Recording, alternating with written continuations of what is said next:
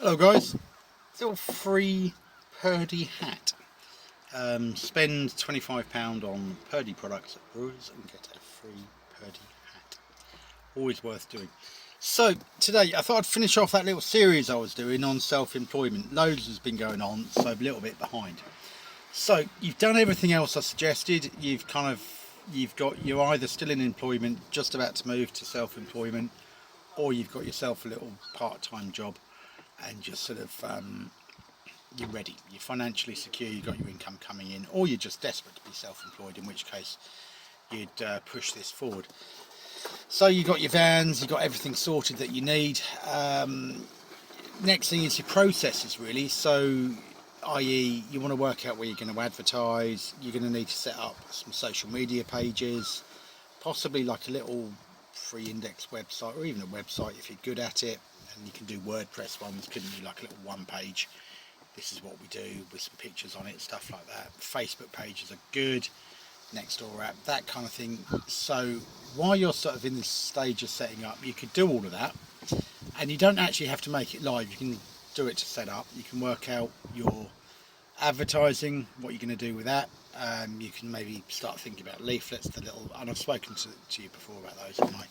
A5 postcard size, printed on both sides. Business cards, you could design those, get a good price. Vistaprint is good for those. And then sort of little things like, what do you do if you don't get paid? You do not want to be in your first 6 months of self-employment and busy and doing stuff, and then struggling to kind of learn as you go. So things to think about is, what do you do if you have someone not paying you? Simple. You'd go to small claims court. There are YouTubers out there who will explain the process. However, you still need to know that. You need to know what you're going to do if someone doesn't pay.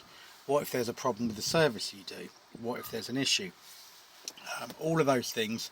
Think about, use this time if you are thinking about setting up self-employment, or you're in the middle of it, and let's say you're working part-time delivering food even at night, or during the day you set things up. It's those things you need to think about. What you can do about being paid. Obviously, some people pay cash, some people pay cheque, some people pay bank transfer. Others are going to, they're going to want to pay by card. So set yourself up a sum up payment method. These are all things you don't want to do after you've started self-employment. It's a nightmare. You're just going to be constantly doing it. So that's the kind of thing. Clothing. Do you want branded clothing? Do you just want to wear plain smart clothing? That sort of thing is what you need to be thinking about during the period of you've done everything else I suggested. It's all of those things. What hours are you going to work? What are you going to do about savings? You need to set up a dedicated self-employed business account. Years ago that was very easy. You'd go into the banks, but I think it's a bit harder now. But you could go to a bank and say, I'm going to be self-employed, I'd like to set up a business account, and from that you could do things like put the money you earn in, draw out what you think your wages should be each week. Probably a bit easier to do your tax then as well. How are you going to do your books? Sometimes it's cheaper just to get a bookkeeper. All of those things is something to think about. Just in the final stages before you become self-employed, a lot of people come unstuck by failing to prepare, not planning, just winging it. And that might have worked 30 years ago, and did a lot of the time, because you could just kind of take your time. Now you can't. You need to be really prepared. You need to plan for everything. You need to think through scenarios. Public liability insurance, you could have no doubt. You could pay an awful lot for insurance, and you can get it fairly cheap.